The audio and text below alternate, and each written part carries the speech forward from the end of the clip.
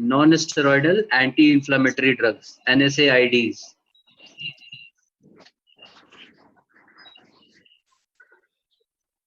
ठीक है, इसका क्लासिफिकेशन देख लेते हैं पहले। ये दो क्लास में डिवाइडेड है, एक नॉन सेलेक्टिव कॉक्स इनहिबिटर और दूसरा हो जाएगा preferential COX 2 inhibitor. Hello, yes sir. आवाज आ रही है? क्या बोल रहे हैं? यस सर, आ और रही इसके है। फर्दर भी छोटे छोटे और भी क्लासिफिकेशन है, तो टोटल इसके जो है 4 क्लासिफिकेशन होते हैं। एक तो non selective COX inhibitor, COX stand for, कुछ आइडिया?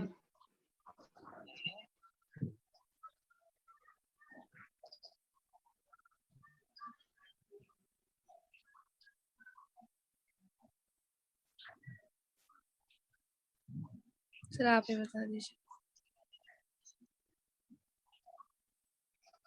आवाज आ रही है ना? बीच बीच में चीजें चली जा रही है।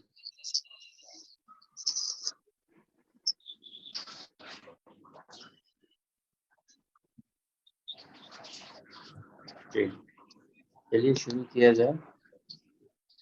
हाँ, पहला क्लासिफिकेशन है non selective COX inhibitor. Cyclooxygenase is COX, cyclooxygenase is COX, उसका शॉर्ट फॉर्म हो गया। ऑक्सीजिनेज से OX एंड साइक्लो से C, साइक्लोऑक्सीजिनेज इनहिबिटर। इसके एग्जांपल में पहला आ जाएगा salicylate, salicylates SALICYLATES, salicylates. Salicylate का एग्जांपल हो जाएगा एस्पिरिन, सैलिसाइलेट का एग्जांपल इज एस्पिरिन। दूसरा नॉन सेलेक्टिव कॉक्स इनहिबिटर आ जाएगा propionic acid derivative, propionic acid derivative, propionic acid derivative. इसका एग्जांपल है ibuprofen, ibuprofen, IBUPROFEN, ibuprofen. Naqeeb sahab लगता है कि कहीं और बिजी हैं, न्यूज वगैरह देख रहे हैं? नहीं सर। जी जी, हो सकता है हम गलत हो। दूसरा एग्जांपल हो जाएगा नेप्रोक्सेन, दूसरा एग्जांपल इज नेप्रोक्सेन। तो एक हो गया आइबुप्रोफेन, बहुत कॉमनली यूज होने वाला, और नेप्रोक्सेन। ये सारे एग्जांपल्स है प्रोपायोनिक एसिड डेरिवेटिव का। फिर तीसरा हो जाएगा इसी में नॉन सेलेक्टिव कॉक्स इनहिबिटर में acetic acid derivative, acetic acid derivative. इसका एग्जांपल है diclofenac, diclofenac and aceclofenac, diclofenac and aceclofenac.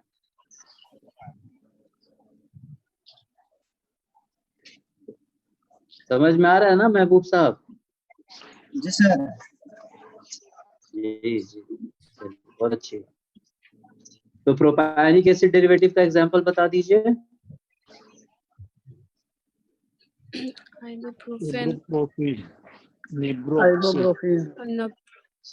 Ibuprofen and naproxen.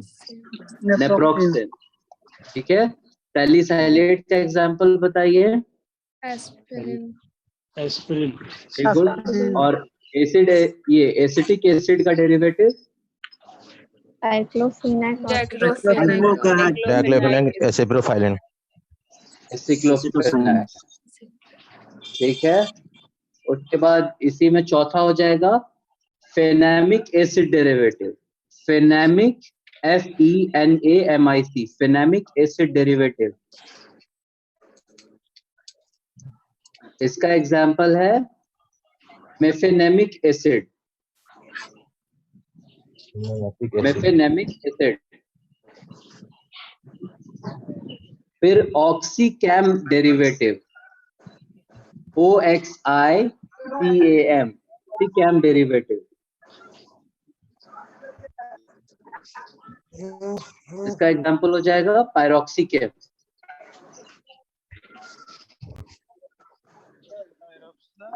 पायरोक्सीकैम, पायरोक्सीकैम, PIROXICAM, पायरोक्सीकैम। जी, पायरोक्सीकैम। और इसी में जो नॉन सिलेक्टिव कॉक्स इनहिबिटर है, उसका लास्ट ये क्लासिफिकेशन है indole derivative, INDOLE, indole derivative, indole derivative. इसका एग्जाम्पल हो जाएगा इंडोमेथासिल, इंडोमेथासिल, INDOMETHACIN, इंडोमेथासिल। ठीक है। दवाई वाला से अब होता है, मोशन चेंज की वजह से भी होता नॉन सेलेक्टिव कॉक्स इनहिबिटर के बाद नेक्स्ट जो आएगा है। वो होगा प्रेफरेंशियल कॉक्स 2 इनहिबिटर, हाँ? Preferential COX 2 inhibitor. कितना 10 हो गया?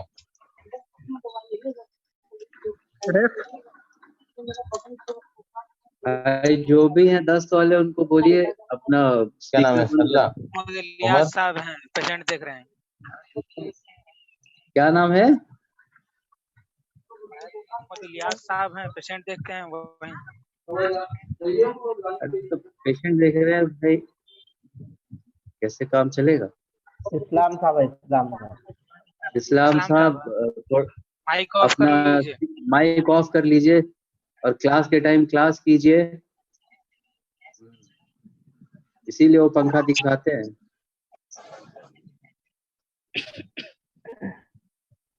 चलिए कोई बात नहीं। सेकंड हो जाएगा preferential COX 2 inhibitor, preferential COX 2 inhibitor. इसका एग्जांपल है निमोसुलाइड,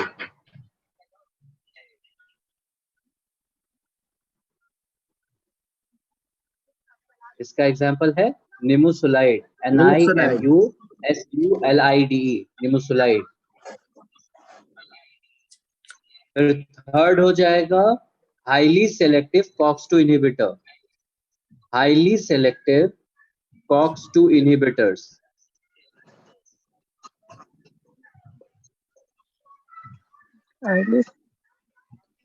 सेलेक्टिव कॉक्स 2 इनहिबिटर्स।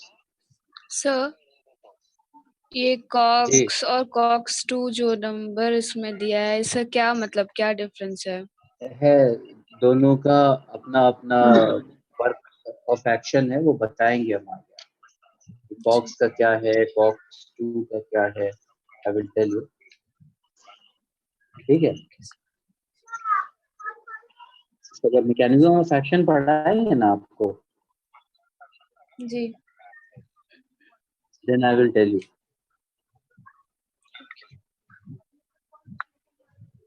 और कोई सवाल?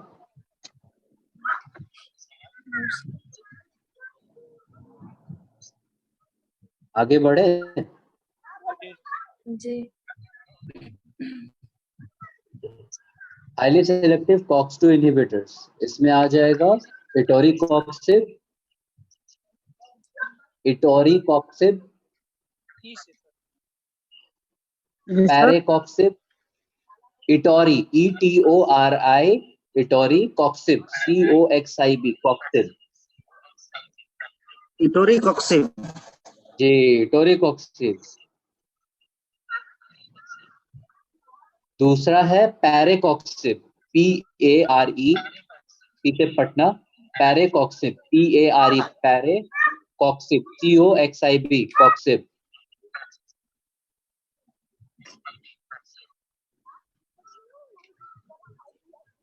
ये हाईली सेलेक्टिव COX-2 इनहिबिटर्स है। तो क्वेश्चन ये भी आता है कि name some COX-2 highly selective COX-2 inhibitors, short question वगैरह में या ऐसे कोई वाइवा में पूछ सकता है आपसे, तो आप ये नाम बता सकते हैं भाई। टोरिकॉक्सिब है, पैरेकॉक्सिब है, बेल्डेकॉक्सिब भी आता है, ठीक है। उसके बाद लास्ट जो हो जाएगा इसका classification, that is analgesics, antipyretics with poor anti inflammatory effect. Analgesic, antipyretic with poor anti-inflammatory effect, with poor anti-inflammatory effect, इसमें क्या आ जाएगा? पैरासिटामोल।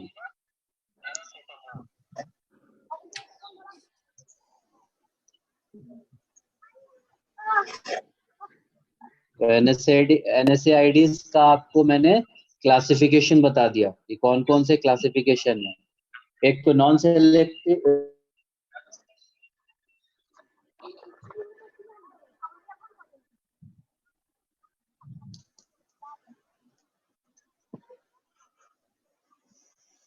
है आपको हाईली सेलेक्टिव COX-2 इनहिबिटर्स है।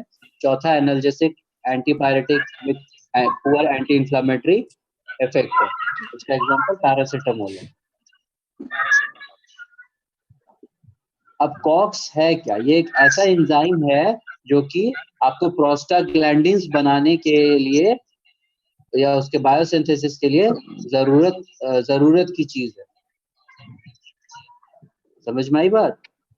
कॉक्स क्या है आपका? It is an enzyme which is responsible for biosynthesis of various prostaglandins। बहुत सारे प्रोस्टाग्लैंडिन्स उसके सिंथेसिस में आपको कॉक्स एंजाइम का यूज होता है। तो इसका दो फॉर्म बहुत कॉमन है, एक COX-1, एक COX-2। एक COX-1 एंजाइम होगा, एक COX-2 एंजाइम होगा। COX-1 जो है मोस्टली ये कहाँ पाया जाता है? ब्लड वेसल में, स्टमक में, किडनी में।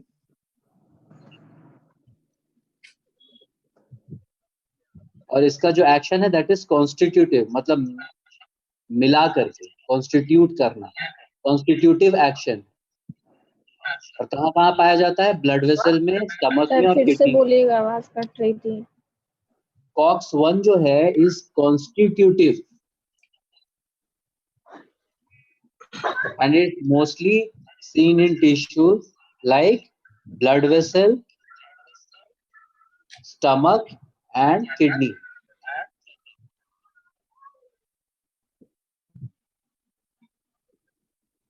और COX-2 जो है वो क्या करता है? COX-2 जो है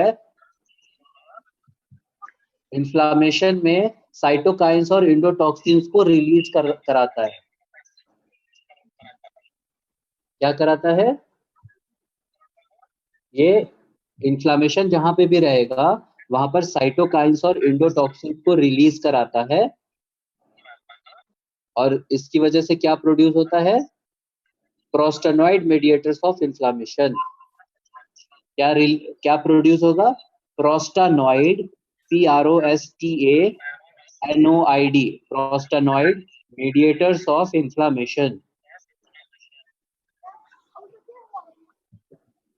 ठीक है। तो COX-1 कॉन्स्टिट्यूटिव होगा और ये ब्लड वेसल, स्टमक और किडनी में होगा। COX-1 और COX-2 जो है जहां पे भी इन्फ्लामेशन होगा तो वहां पे साइटोकाइंस और इंडोटॉक्सिन्स को रिलीज करेगा और इसकी वजह से क्या, किस चीज का प्रोडक्शन होगा? प्रोस्टेनॉइड मेडिएटर्स ऑफ इन्फ्लामेशन।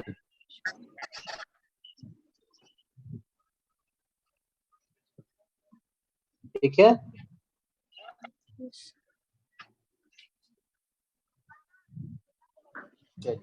अब इसका अलग अलग NSAIDs का अलग अलग फार्माकोलॉजिकल एक्शन होता है। पहला हो जाएगा it has got analgesic effect.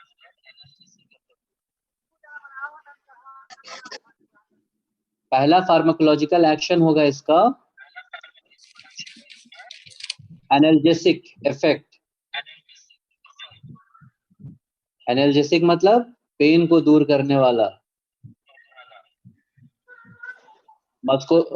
ये मस्कुलोस्केलेटल पेन अगर है, मसल्स में पेन है, तो उसमें आप दे सकते हैं। डिस्मेनोरिया है, पेनफुल मेंस्ट्रुएशन, उसमें दे सकते हैं। कहीं पे कोई टिश्यू डैमेज हो रहा है तो उसमें दे सकते हैं। ठीक है। एनाल्जेसिक मतलब क्या बताए सर? दर्द को दूर करने वाला, उसको एनाल्जेसिक कहते हैं।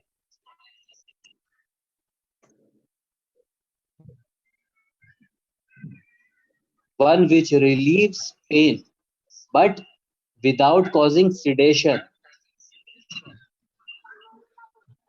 मतलब बेहोश नहीं करेगा। ऐसा नहीं कि दर्द की दवा खा के कोई बेहोश हो जाता है, आराम से सोते रहता है।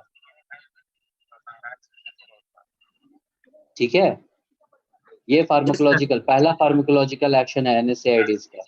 दूसरा एक्शन क्या हो जाएगा? It has got antipyretic effect.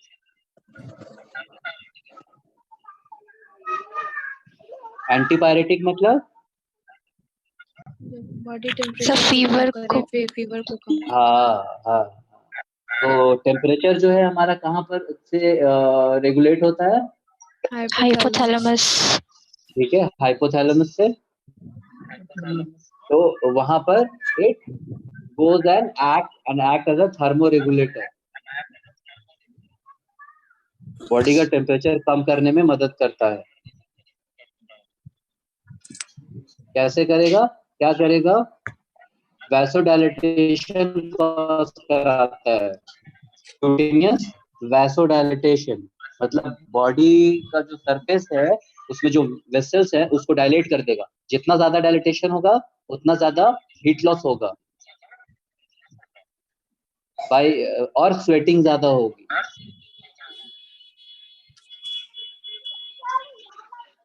ठीक है। तो क्या कराता है ये? प्रोस्टाग्लैंडिन्स को इनहिबिट करता है हाइपोथैलेमस में, जिसकी वजह से बॉडी का जो टेम्परेचर है वो घट जाता है। अब नेक्स्ट कौन सा एक्शन कराएगा? एंटी इंफ्लामेटरी इफेक्ट कराता है। इन्फ्लामेशन कहीं पे हो जाए तो ये इन्फ्लामेशन को दूर करता है।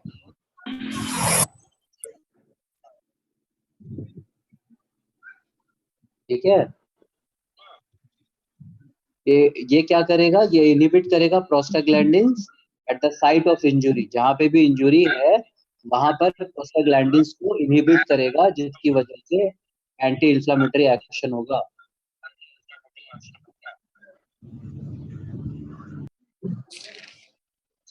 ठीक है।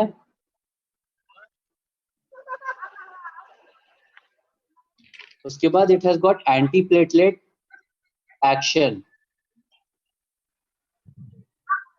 एंटी प्लेटलेट एक्शन भी कराता है ये। आप देखते होंगे जिनको भी ब्लड क्लॉट होता है उनको एस्पिरिन दिया जाता है। एस्पिरिन का यूज किया जाता है। ठीक है।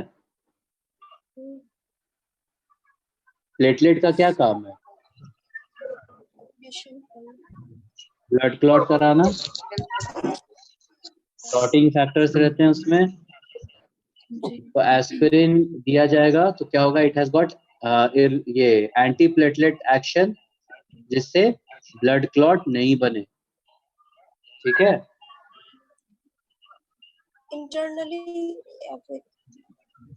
जी इंटरनली जब इंसान को ब्लीडिंग होती है या ब्लड क्लॉट कहीं बन जाता है तो एस्पिरिन दिया जाता है ताकि वो ब्लड क्लॉट ना बने उसको। अगर ब्लड क्लॉट ब्रेन में बनेगा तो वहां पर इंफाक्ट कराएगा। हार्ट में बनेगा तो मायोकार्डियल इंफाक्शन कराएगा, MI जिसको कहते हैं।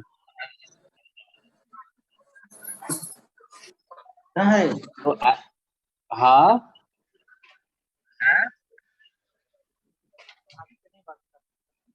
सर। जी बोलिए ना। जी सर, जो आप एंटीपायरेटिक इफेक्ट में बताया कि इनहिबिट कर देगा पीजी सिंथेसिस जहाँ पे भी हो रहा है प्रोस्टाग्लैंडिन, तो क्या प्रोस्टाग्लैंडिन क्या है ऐसा जिसकी वजह से उसको इनहिबिट करना पड़ रहा है? प्रोस्टाग्लैंडिन्स आपको थर्मो रेगुलेशन में हेल्प करता है। जी। तो हाइपोथैलेमस में जा करके वो प्रोस्टाग्लैंडिन्स को सप्रेस करके अपना जो एंटीपायरेटिक इफेक्ट जो ड्रग का है वो अपना एक्शन प्रोड्यूस करता है, ताकि बॉडी का जो हीट वैसोडायलेटेशन हो सके और ज्यादा से ज्यादा हीट और in the form of sweat निकल सके बॉडी से। जी सर। समझ में आई बात? जी। तो एस्पिरिन का जो ये इनहिबिटरी इफेक्ट है किस पे? प्रोस्टाग्लैंडिन I2 पे और थ्रोम्बोक्सिन A2। तो PGI2 एंड TXA2 ये दोनों पे इसका एस्पिरिन का इनहिबिटरी एक्शन है। तो क्या करेगा PGI2? ये वैसोडायलेटेशन कॉज कराएगा और प्लेटलेट एग्रीगेशन को रोकेगा, प्लेटलेट एग्रीगेशन को रोकेगा जिससे वजह से ब्लड क्लॉट नहीं हो। और थ्रोम्बोक्सिन A2 TXA2 जो है ये वैसोकंस्ट्रिक्शन एंड प्रमोट्स प्लेटलेट एग्रीगेशन, ये दो एक्शन होता है। पर जब हम लोग एस्पिरिन देंगे तो TXA2 का जो एक्शन है ना उसको वो सप्रेस कर देता है, मतलब प्लेटलेट के एग्रीगेशन को होने नहीं देगा।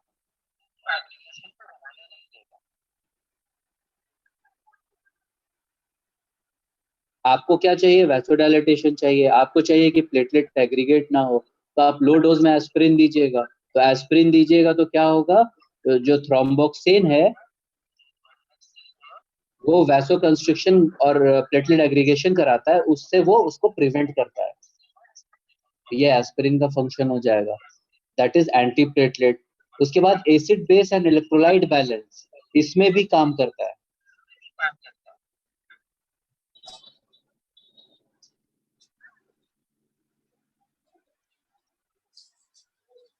उसके बाद GIT पे भी इसका इफेक्ट है।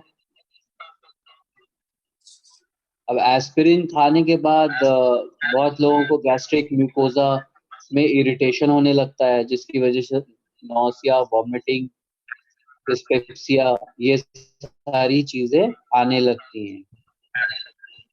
ठीक है। एस्पिरिन जो है CTZ सेंटर को भी स्टिमुलेट करता है। What is CTZ? Vomit centre जो chemotactic trigger zone.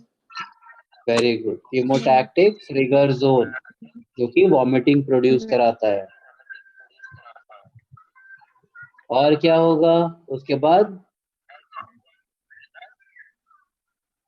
Cardiovascular symptom में आपने देखा कि एस्पिरिन देने से क्या हो जाएगा? प्रोलॉन्ग्ड एस्पिरिन दीजिएगा तो सोडियम और वाटर का रिटेंशन होता है, जिसकी वजह से कंजेस्टिव कार्डियक फेलियर होने के चांसेस रहते हैं।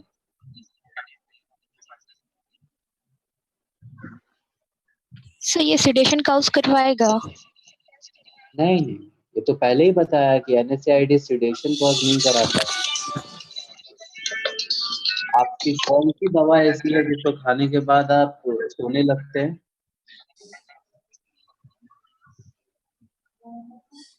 एनाल्जेसिक्स में मैंने उधर भी पढ़ाया था, जो सेडेशन कॉज कराता है उसमें ट्रामाडोल भी था, पढ़ाया था ना उधर? जी सर। पैरासीटामोल खा के बहुत होने लगती है।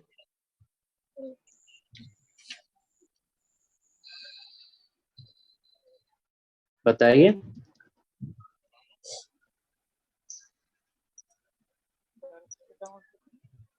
क्या सर, नहीं समझे आप फिर से? कह रहे पैरासीटामोल खाने के बाद लोगों को नींद आती है? No sir. नहीं आती ना। नहीं सर, तो नींद नहीं आती। बस सिर्फ इफेक्ट कैसे स्वेटिंग होगा? होता है। जी एक दवा है उससे खाने से जी। सेट्रिजिन। सेट्रिजिन? Yes sir. तो सेट्रिजिन आपको आपका एनाल्जेसिक थोड़ी है, दैट इज एंटी हिस्टामिनिक। उसी में अगर आपने लीवोसेट्रिजिन लिया तो उसमें सेडेशन नहीं होता है। आपने प्लेन सिट्रिजिन लिया तो फिर सेडेशन होगा। ठीक है, उसके बाद यूरिएट एक्सक्रीशन, ये भी फार्माकोलॉजिकल एक्शन है। यूरिएट एक्सक्रीशन, सैलिसाइलेट्स जो मैंने बताया आपको, अगर आप थेरेप्यूटिक डोज में दीजिएगा तो इनहिबिट करेगा यूरिएट सेक्रेशन को। यूरिएट सेक्रेशन को इनहिबिट करता है, किसमें? रीनल ट्यूब्यूल्स में। रीनल ट्यूब्यूल्स कहाँ होता है? किडनी में। किडनी में। जी। और क्या करेगा? प्लाज्मा यूरिएट लेवल्स को बढ़ा देगा।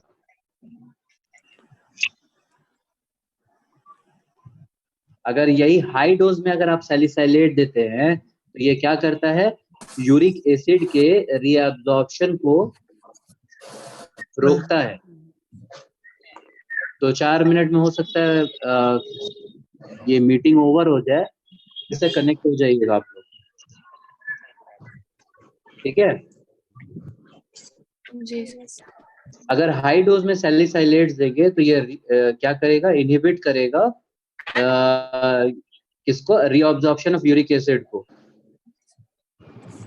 इसकी वजह से ये यूरिकोस्यूरिक इफेक्ट भी देता है। यूरिको URICO, यूरिको SURIC, स्यूरिक, यूरिकोस्यूरिक इफेक्ट। तो अगर किसी को गाउट का प्रॉब्लम है, आप उसको NSAIDs दे रहे हैं, तो क्या होगा? वो यूरिक एसिड के क्रिस्टल्स को एब्जॉर्ब होने नहीं देगा बॉडी में, and it will be excreted through the urine. तो NSAIDs ये भी हेल्प करेगा, ठीक है?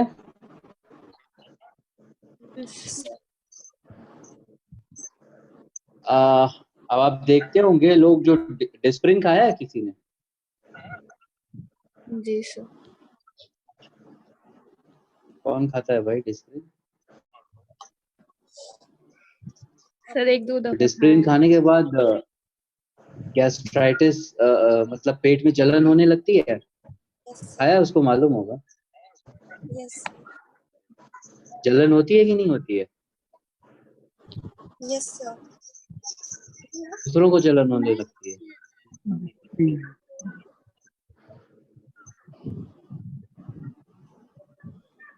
तो ये क्या करता है? एस्पिरिन जब आप खाते हैं तो ये प्रोस्टाग्लैंडिन्स जो होते हैं गैस्ट्रिक म्यूकोसा में, उसको इनहिबिट कर देता है, जिसकी वजह से क्या होगा? हमारे स्टमक में HCl का प्रोडक्शन ज्यादा होने लगेगा। जब HCl का प्रोडक्शन ज्यादा होगा तो गैस्ट्रिक इरिटेशन ज्यादा कराएगा। जब गैस्ट्रिक इरिटेशन ज्यादा होगा तो इससे क्या होगा? अल्सरेशन का चांसेस बढ़ जाता है। गैस्ट्रिक अल्सर का नाम सुना है? यस कौन है भाई? फ्री में बच्चों को भी क्लास की इजाजत दिए हुए हैं। छोटे बच्चे नहीं समझेंगे ये सब। लगता है साइड में अपना एक और क्लास चला रहे हैं, तो बैठ के सुनो तुम।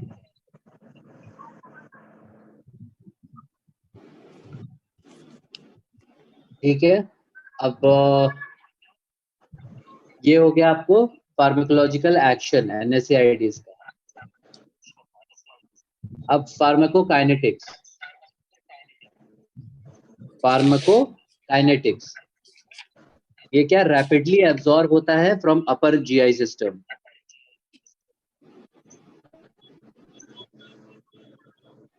क्या है?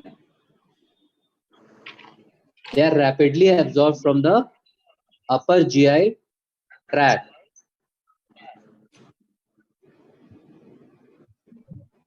और ये पूरे बॉडी में अच्छे से डिस्ट्रीब्यूट होता है और मेटाबोलाइज होता है कहाँ पर? लीवर में।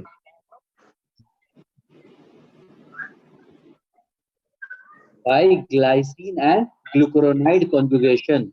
By glycine and glucuronide conjugation. ग्लूकुरोनाइड का स्पेलिंग GLUCURONIDE, ग्लूकुरोनाइड कॉन्जुगेशन। तो लीवर में बाय ग्लाइसिन एंड ग्लूकुरोनाइड कॉन्जुगेशन के जरिए मेटाबोलाइज होता है, और फर्स्ट ऑर्डर काइनेटिक्स के जरिए इट इज एलिमिनेटेड।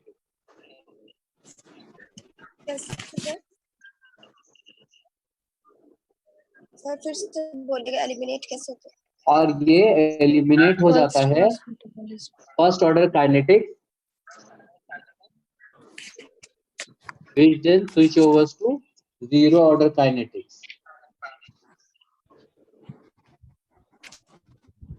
ठीक है, फर्स्ट ऑर्डर काइनेटिक क्या है? It is constant fraction of the drug in the body. A constant fraction of drug in the body eliminated per unit time. बताया था मैंने, लिखाया भी होगा। बस फर्स्ट ऑर्डर और जीरो ऑर्डर काइनेटिक में डिफरेंस यही है, हर चीज सेम होगा बट वहां पे कांस्टेंट फ्रैक्शन होगा, और जीरो ऑर्डर काइनेटिक में कांस्टेंट अमाउंट होगा।